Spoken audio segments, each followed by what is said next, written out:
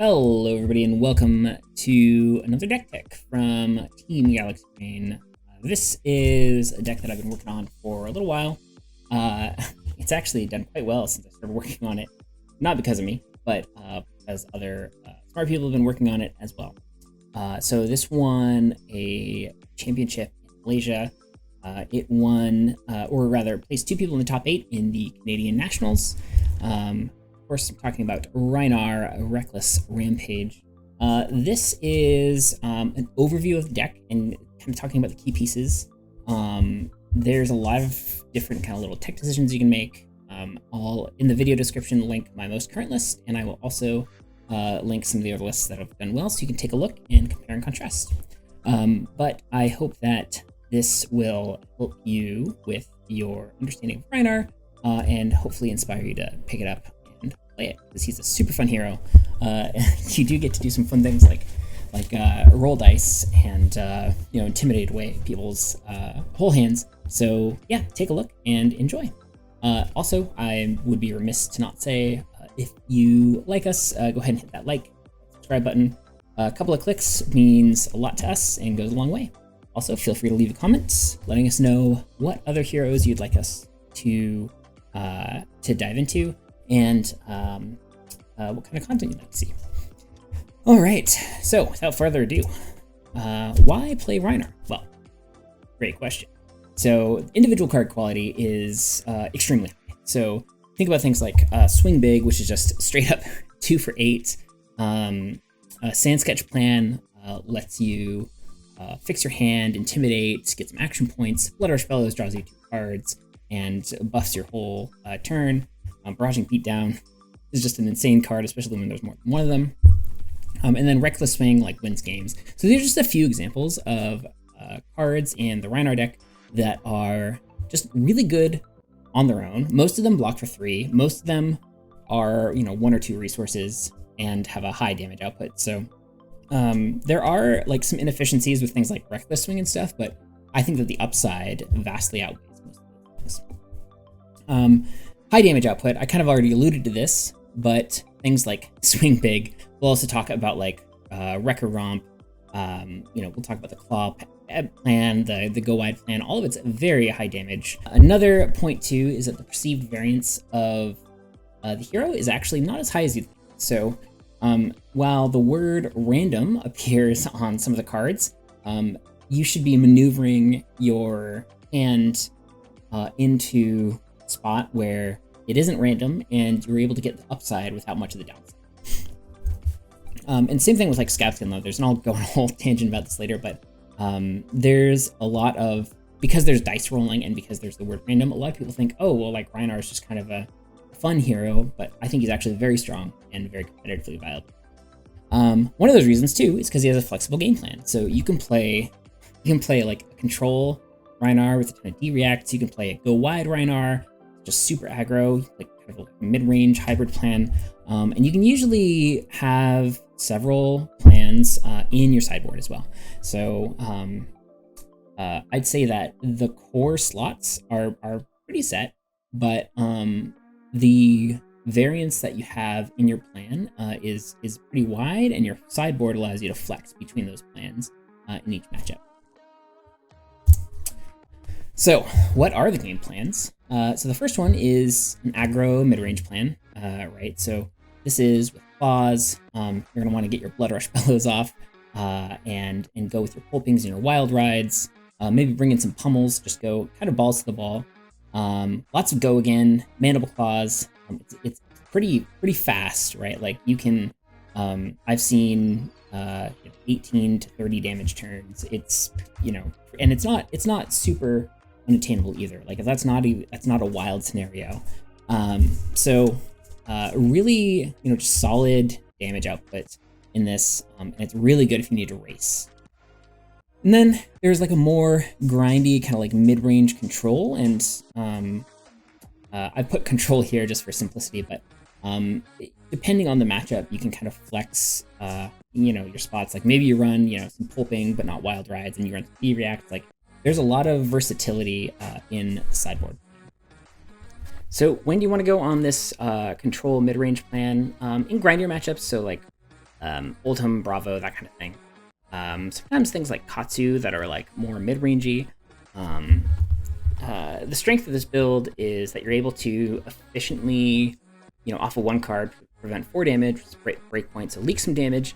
You can block very efficiently since you have access to like Sink Below, Fate Foreseen. And then you can set up these big turns with cards like Rampage, Massacre, that kind of thing. You can intimidate away most of the opponent's hand so that they can't block efficiently like they want to. So beyond these plans, there's kind of a core deck.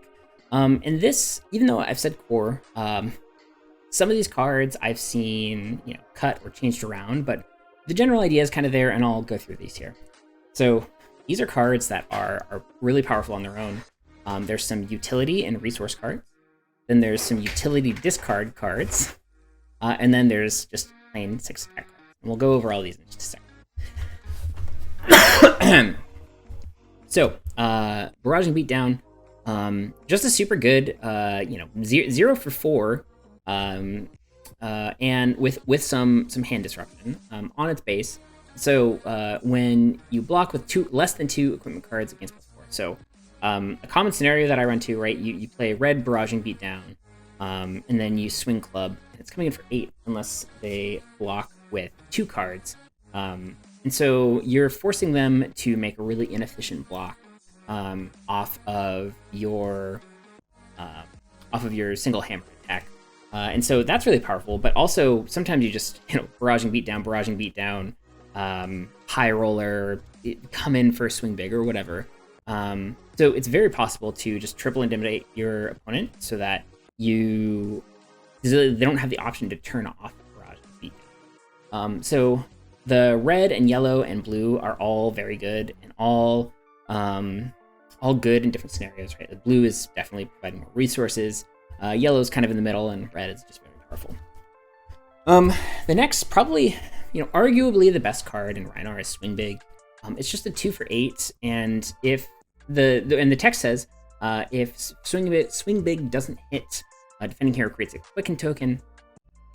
So it's funny because if Swing Big doesn't hit and they get a Quicken token, they usually can't utilize it effectively because they've blocked out their whole hand, or they've traded a bunch of armor pieces or whatever. So usually you're pretty happy to just hand a Quicken token. It's also just 2 for 8, which is an absurd rate. It's 2 costs, which means it can get pummeled. I'll go over pummels in a second. But some builds run red pummels, some builds run yellows and blues. But pummeling something after they've blocked out is just such a punish. And it's just a really good card, and it's also there's almost no downside. Bloodrush Bellows as well is kind of the linchpin of the deck.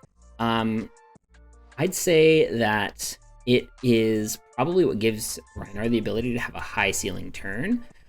So common play pattern that you'll see is Bloodrush Bellows, discard a card, draw 2 cards, and then just pitch the 2 cards to swing Claw, and that's just 10. So that's the floor. If you're on a hammer plan, the floor, pretty much the absolute floor, you play Bloodrush Bellows, discard a card, intimidate, draw 2 cards, and then you just swing with hammer for 7, which is pretty good. It's it sounds like a lot of setup, but honestly, all you need is a Tunic counter, Bloodrush Bellows, and a 6 cost attack, and the cards that you're using to play Bloodrush Bellows replace themselves.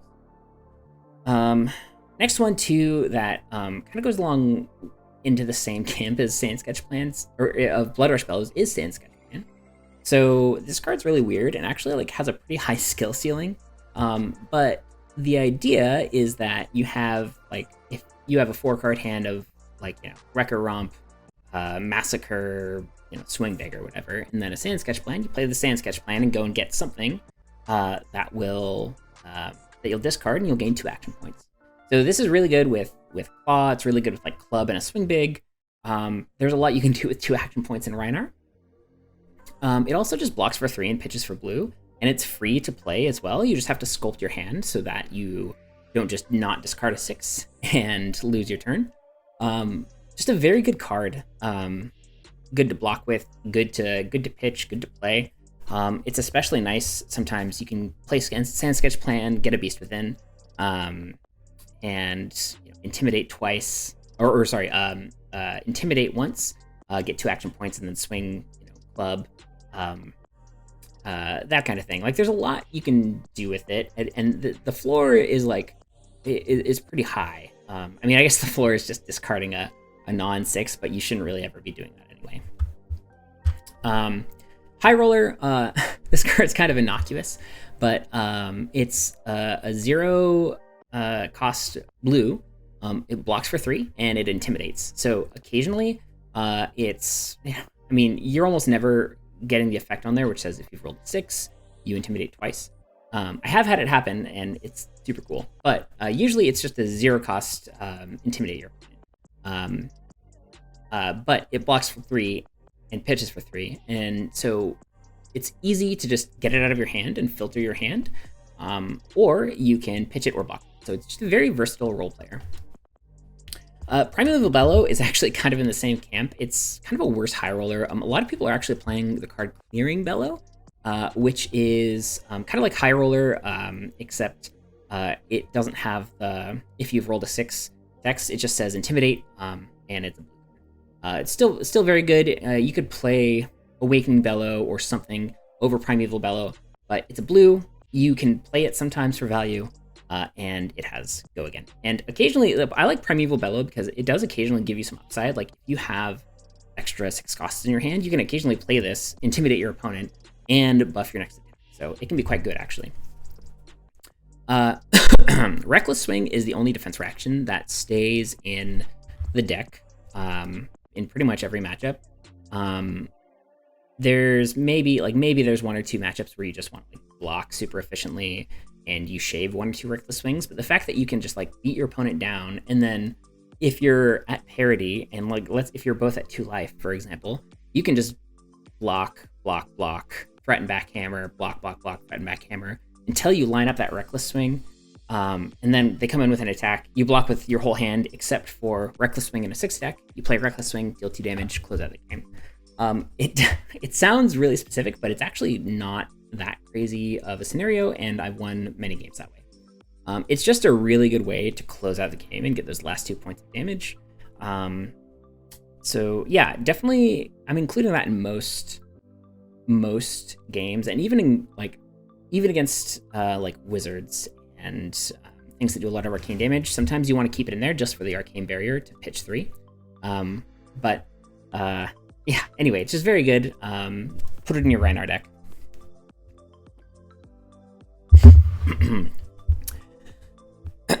Okay, next we have the 2 Wrecker Romps. So this is an interesting card. The blue Wrecker Romp you almost never want to play, but it's a blue, it blocks 3, and it is a 6 attack card. So it synergizes with all of your core cards like Sand Sketch Plan and Bloodrush Bellows, and turns all that on. It synergizes with Reckless Swing, stuff like that.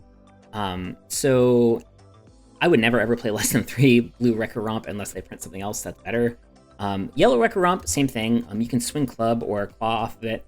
And occasionally you just swing 2 for 7 and intimidate your opponent, or if you have 2 Wrecker Romps and a Beast Within, you can just play a Wrecker Romp, discard the Beast Within, and replace your card, and so there's no downside. If you have a pummel in Arsenal, you can Wrecker Romp and pummel your opponent off of a blue, which is great. And well, I guess you need a blue and a tunic counter, but point remains. It's just a versatile card. It's a role player. You're not usually attacking with it. You're usually pitching or blocking or discarding it. But it's very, very good in a lot of situations. Beast Within, another role player. I've actually shaved this down to 2, but I still think that the value you get off this is insane. I don't think I'd go any less than 2. So the idea is that when you discard it or it goes to your graveyard from anywhere besides blocking or attacking with it, aka the combat chain, you lose a life and reveal a card, and if it's 6 or more, you put it into your hand. So it's just card advantage. It kind of mitigates the cost of some of these discard effects, right? So the downside of these really powerful cards like Bloodrush Bellows, Sand Sketch Plans, all these things that you're discarding a card. So that reduces the cost at the cost of life. So you have to use this card very carefully. There have been I have definitely killed myself off of a Beast Within, where I just banish like 5 non-attack or non-6 cost or non-6 attack cards or whatever, and that's very painful. But it replaces itself. It pitches for yellow, so you can swing your weapon off of it. You never really want to attack with this. I don't think I've ever attacked with Beast Within, actually. It's just too costly, and it doesn't really do anything when you're just attacking with it. But I think that all of the other upside of the card kind of makes up for that. Massacre is kind of another card that you're mostly just discarding, but it's actually quite good if you are if you've discarded and you just like, it's just good to play sometimes. It's a 3 for 8 with Intimidate if you've discarded a 6, or if you discard it, you get an extra Intimidate. So the way that works is that it intimidates twice because it's a 6 cost that you've discarded. So you intimidate it off of Rhinar, and then you get the Intimidate off of the discard trigger.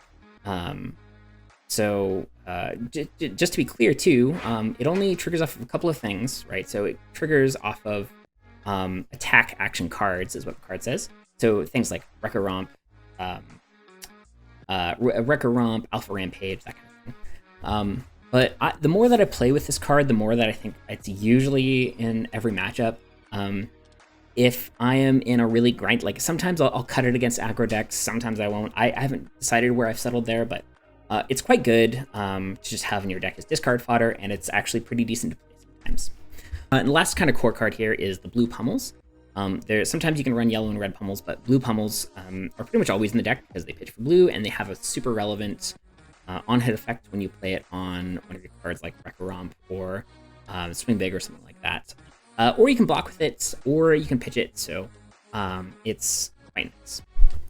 So this is your core card. There's usually around 45 to 48 cards that you're almost never cutting, but this is kind of the core of your deck, and this is what you want to have in most games, because it just kind of, this is like the engine and all the things that kind of grease the wheels.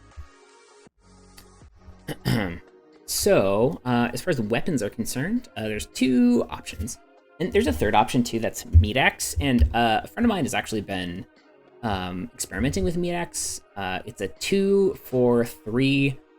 You draw and discard a card, and if it's 6 or more, not only do you get your Intimidate off of Rhinar, but it gives your Meat Axe +2 attack, so you're coming in for 5. So I don't particularly like Meat Axe, but just know that it is out there if you want to play around with it. So the Rumpin' Club is super efficient. It's 2 resources for 4 attack. I think I already said this already, but I think it's one of the best cards in the game, just as far as straight efficiency of weapon goes. And best weapons in the game, I should say.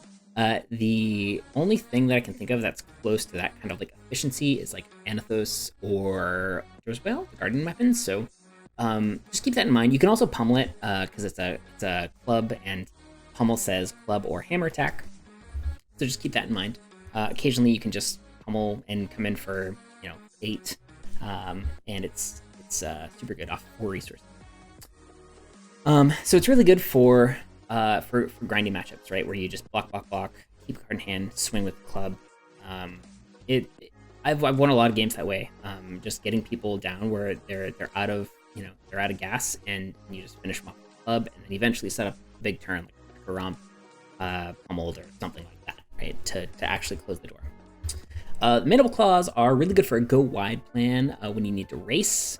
So I mean, it's not so much this way anymore with the more mid-range Phis, but back when Stubbies was still legal, I would run Mandible Claws and all of the go-again attacks, like Wild Ride and Pulping and things, because you go Pulping, Wild Ride, and those have go again, and then you can Claw. So that's an 11 damage floor, more or less.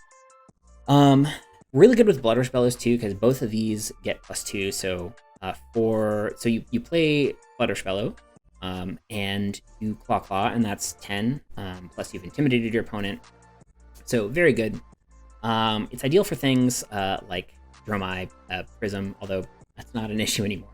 But it's really good against Dromai. Although there's, it depends on the Dromai player, depends on the build, but it is nice to be able to, swing at them, and then swing at them with claw, and then claw one of their dragons or one of their Ashwings or something like that. I've been experimenting with Club and Mandible Claw in the Dromai list, or against Dromai, I should say. I'm not sure which one's better, but I'll report back at some point.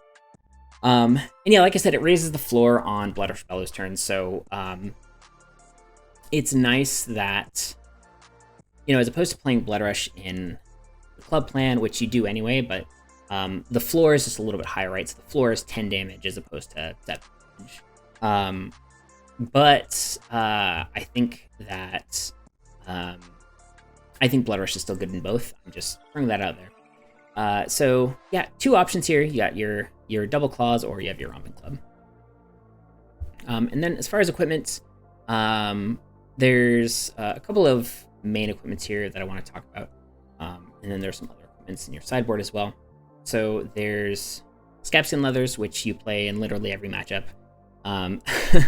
I think this is arguably the most powerful equipment in the game. And I also think it's underutilized by a lot of players. So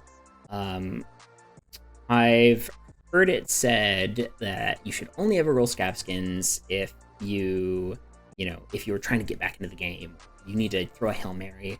And I think that's totally wrong. So there's another equipment that goes with this called Gambler's Gloves, which lets you re-roll a 6-sided die, right? So if you roll Scabskins and you roll a 1, instead of losing your turn, you can break Gambler's Gloves and re-roll. The chances of rolling a 1 twice in a row is about 2%. So Gambler's Gloves is really part of what makes Scabskin Leathers powerful.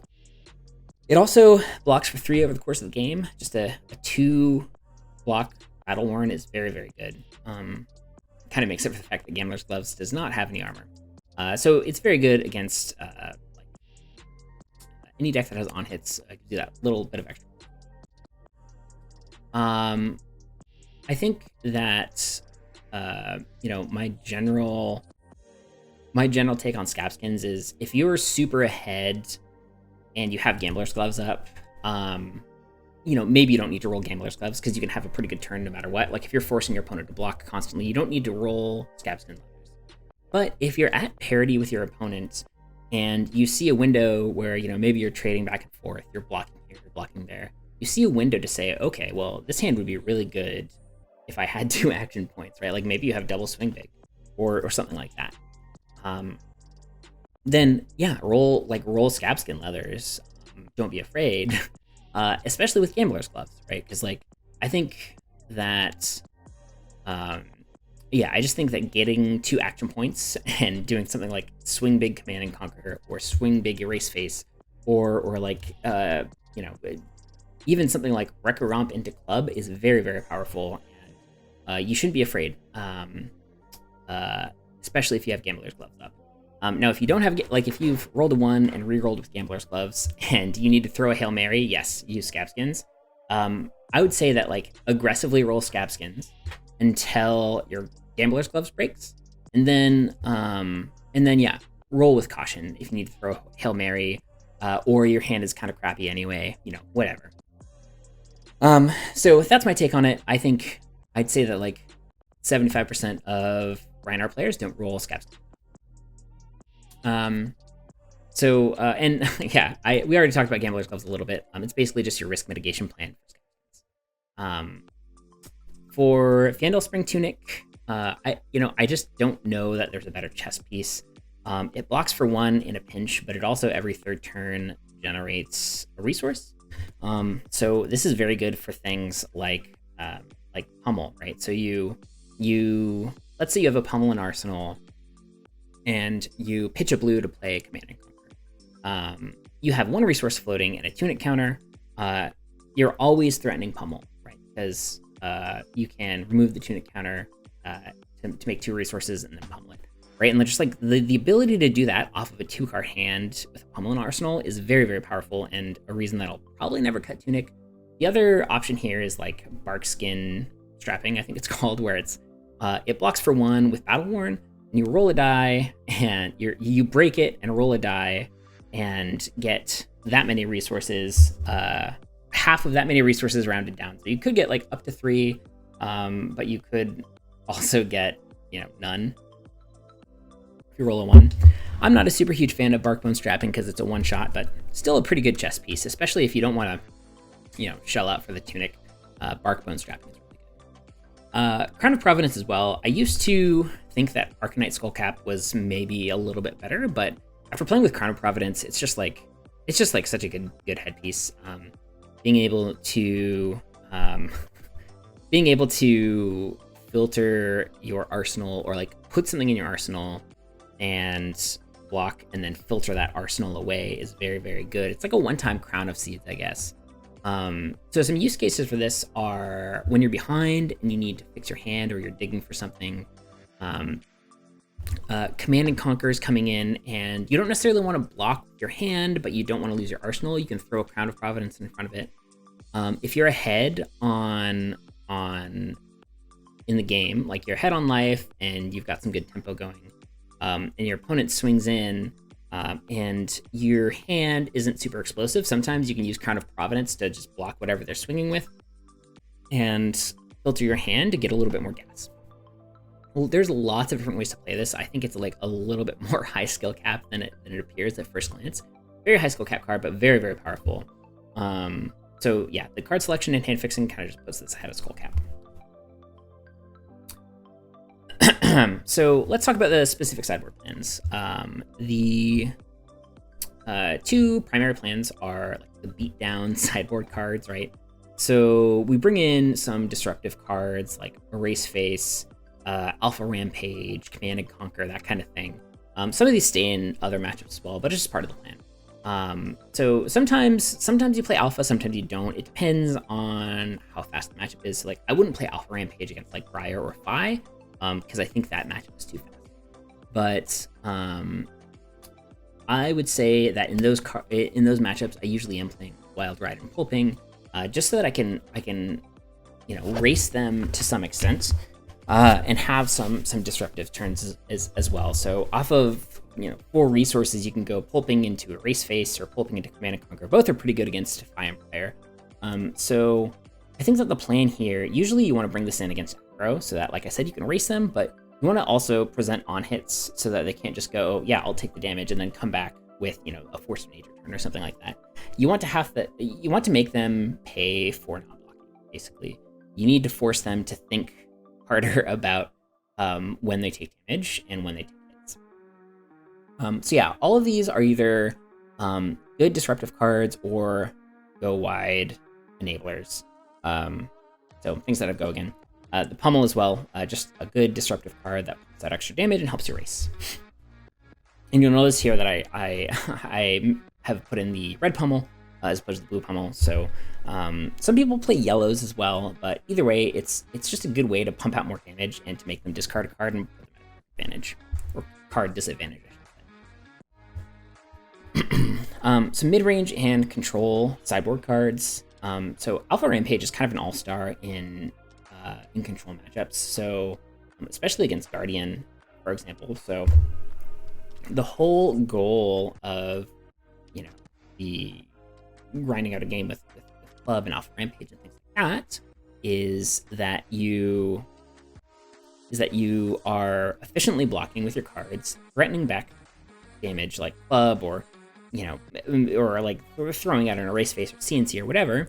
And then you're setting up turns where you can do something like Blood Rush Bellow, Alpha Rampage, or Barraging Beatdown, Alpha Rampage, so that you're intimidating away 3 to 4 cards from their hand, and just going over the top of their defense, right? So part of the game plan in with Guardians and a few other decks is they just want to use their hand to block, and the idea is you take away their ability. Coupled with that is cards like Unmovable, Reckless Swing, and Sink Below, so that you can block their on, right? So things like Oakenold and any of the Crush effects, that kind of thing.